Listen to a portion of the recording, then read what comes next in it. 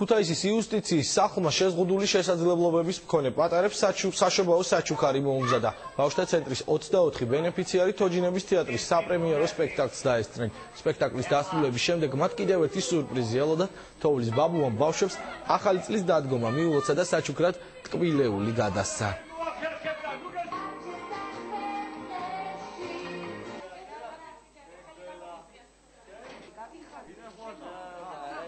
იუსტიციის სახლმა საშობაოდ ქუთაისის შეზღუდული შესაძლებლობების მქონე ბავშვთა დღის ცენტრის აღსაზრდელებს გაუკეთა საშობაო საჩუქარი, კერძოდ მოიპატიჟა ისინი ქუთაისის თოჯინების თეატრში საპრემიერო ჩვენება და სპექტაკლ წითელ ქუდაზე.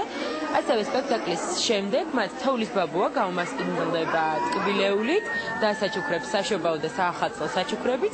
ძალიან მნიშვნელოვანია ესეთი ტიპის ღონისძიებები და ხარდაჭერა საზოგადოების მხრიდან ჩვენი ბავშვებისთვის განსაკუთრებით, რათა მოხდეს მათი სრულფასოვან საზოგადოების წევრებად ფორმირება.